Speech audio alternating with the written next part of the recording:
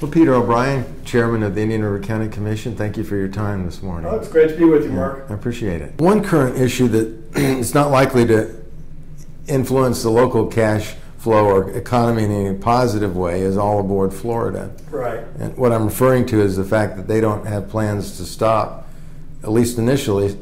Brevard, Indian River, St. Lucie, and Martin County are all without planned stops initially. That's correct, right? There's only going to be 4 stops: Miami, Fort Lauderdale, Palm Beach, and then Orlando. So they will be transversing right through the other Treasure Coast counties, Martin, St. Lucie, Indian River, and also Space Coast, Brevard County, and then making the turn going down the 528 right away. They are seeking a federal loan. It's a railroad infrastructure loan set up through the federal government. My understanding is it is a collateralized loan, so they're going to have to put up something of value to cover the loan amount. So and this is just what they're saying, but the All Aboard Florida is saying that loan is collateralized with the actual trains themselves, the physical trains, the track, and the right-of-way, things like that. They say they're putting up as collateral for those loans. So they are a federal loan. It's a low interest rate. Right. So they're putting up as collateral a business. If the business doesn't work, they're going to offer to give that business to the government. Yes, I'm not sure really how effective that is. I wonder how many bankers would go for that. Yeah, probably not many. Without wanting some outside collateral. I would, I think you would prefer some type of other collateral that is more marketable and liquid. Because if a passenger train project fails, who's going to buy those passenger trains from you? I was reading an article written by a Florida Today reporter who's also on their editorial board, and they had met with the All Aboard Florida executives. Right. And they were explaining to the Florida Today editors why they don't have stops in Brevard, Indian River, St. Lucie, and Martin County. The sweet spot for that train trip, they say, is 3 hours. If it's less than 3 hours, people are going to drive. If it's more than 3 hours, people are going to fly. And if they increase the number of stops, then they're going to increase that trip. Right. And so people will just drive. Right. Yeah. You know, they've been talking about this project since 2012, and there's 2 things that at least have been consistent from that. Is one, it was going to be high speed. Okay, we've known all along it's going to be fast trains. And 2, there was only going to be 4 stops because of that time constraint that you just referenced. So, from that point of view, that's been their plan from the get-go. They have said, maybe in a phase 2, we can put in some more stops. But right now, to get the business model off the ground, there won't be stops in Martin, St. Lucie, and Indian River counties. That offer to consider stops in the future sounds like a corporation's promise that they won't make any changes when they take a company over. Sure. Yeah, right. I mean, there's nothing to hold them. Could be a million reasons why they say it won't work in the future. So. Well, this column I read in Florida Today, that author was exploring the fact that the governor had turned down federal money to help develop high-speed rail in Florida. And the governor instead wanted a market model. And All Aboard Florida is saying if this is going to be profitable, it has to look like this. It can't look different. It can't have significantly more stops and be profitable. So I guess we're seeing what a high-speed rail system that is designed to be profitable is going to look like. The governor has pledged $220 million for the hub facility in Orlando. It's my understanding that that's not solely for All Aboard Florida, but there will be 3 other transit utilities utilizing that. They are talking about a train from Cocoa to Orlando, and then Orlando has some type of locally centered transit plan that'll use that hub as well. A bus service. A bus service as well. So it's not strictly for All Aboard Florida. And we did look at the lease with DOT on the right-of-way, and they will be paying what seems to be a fair market rate on an annual basis. And same with that hub. They're going to be paying an annual rate, and I think it's $1.50 per passenger that utilizes that hub. So, some people in the governor's office are saying actually the state will make money on that based upon that revenue they're going to generate. So If the system works. if the system works. It's profitable. Right. Yeah. Well, what does this mean to Indian River County, and can you explain the position the county has taken and why? You know, Mark, I think the biggest thing we need to do as a community is kind of take a deep breath and start approaching this from a logical point of view instead of emotional. Because there's a lot of emotional noise out there that I think is clouding the issues. And I think we need to look at what are things we can control and what are things we can't control that might be impacting us. And I say that because a couple things we know are going on right now that we can't change. One is the widening and deepening of the Panama Canal to allow bigger cargo ships to come through. That's being done. It's going to be completed next year. Nothing we say or do is going to change that. That's going to happen. The Port of Miami and Port Everglades, they're also being dredged and widened and deepened to handle those cargo ships. And we're not going to be able to stop that either. So then the question becomes, if more freight is coming into Miami and it's cheaper for them to put that freight on a rail car and move it north on wheels on a track instead of trying to push that weight through the water on the ship. So it's cheaper for them to come into Miami, offload, and then send all that freight north via rail. How is that going to impact Indian River County?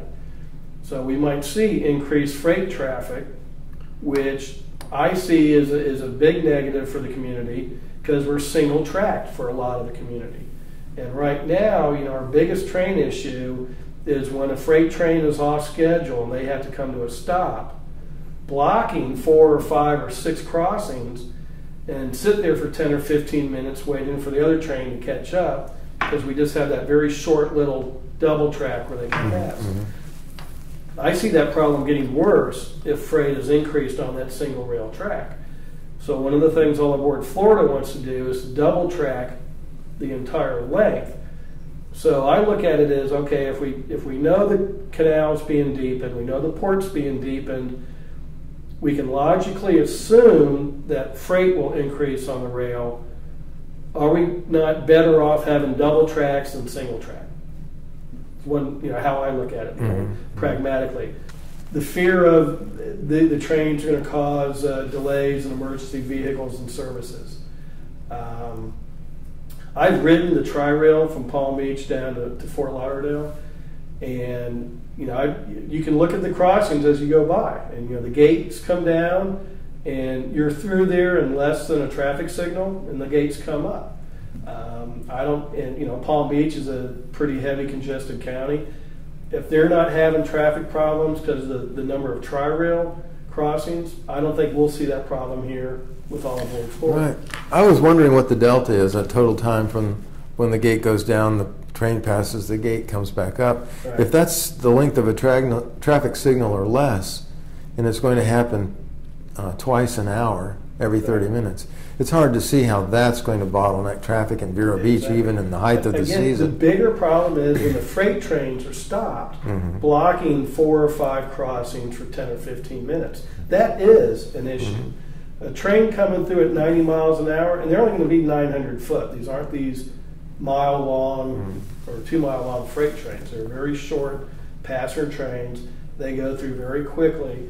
Now, hopefully, when the environmental impact statement comes out, we'll be able to tie that down and know exactly how fast the trains will be going through Indian River County. Hopefully, we'll know how far in advance that gate has to come down, because I'm sure there's a safety factor, because they probably need a little bit more room because of the speed they're going, so you have to calculate like a stopping distance or something. But once you have those kind of numbers, you can calculate from the minute that train activates the signal and the gate comes down, it's going to go zip, and then the gate comes up. I really don't see a big traffic issue with these type of trains coming through. I've heard some suggestion that there might be a need for what the federal government calls a sealed corridor, right, through portions or all of the county. There's nowhere in the federal regulations does it define what a sealed corridor is. The other thing that causes some concern is the feds have their railroad regulations, but in Florida, the state Department of Transportation has final say over things like that. And apparently the state DOT safety regulations are a little bit more lenient than the federal regulations. So while the federal regulations may require a sealed corridor, the state regulations, which is the final say, may be less stringent. So there's that to deal with. So what do you think the county commission can accomplish on behalf of the county to mitigate the impact? I know there's a large, I don't know how large, there's a segment of the community that would just like to say no and not have it happen at all. And I understand that.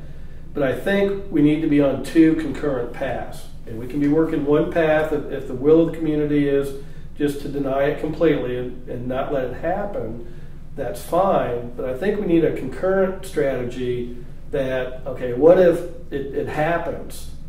You know, what if it is like the Grinch? You really can't steal Christmas. It still came. It still happened. What is our contingency plans to mitigate those impacts? And I think we need to be working on, to use a pun, parallel tracks, so that, you know, if it does happen, we need to be prepared, you know, to have these things in place to implement and try to mitigate those issues as best we can. I think just sticking our heads in the sand and acting like this isn't going to happen and will just magically go away, you know, that's when you're lacking the plan and you're going to fail. And I think then all of a sudden these impacts are on us and we haven't gotten a plan of how to deal with those impacts. If that's what the community wants, we'll send our letters off and do whatever we can to kill it. But should we have a plan in place that if it doesn't get killed, how do we mitigate those impacts to the community? Just in terms of the distribution of political power in the state, looking at the counties that will benefit from All Aboard Florida, or supposedly benefit, Dade, Broward, Palm Beach, Osceola County, Orange County. It's hard to see how Brevard, Indian River, St. Lucie, and Martin County can bring more political weight to the table to counter their interests. Oh, absolutely. And if you look, you know, we're right in the midst of an election year. And I think Governor Scott is well aware of the fact that he's in a tight race for re-election as governor. I think putting $220 million towards the hub in Orlando is politically a very good move for the million or so people in that area. And then, of course, Miami and Broward and Palm Beach tend to be more Democratic. And so by, you know, having this train servicing those counties might, you know, help the governor pick up some votes, you know, from down south. And you're looking at, you know, those three counties, probably close to 5 million potential voters. Maybe, 600,000 in the four other counties, Martin, St. Lucie, Indian River, and Brevard. So it's hard to imagine a scenario where opposing All Aboard Florida would help him in those counties. Right. I don't He had nothing see to how it gain would. out. Right.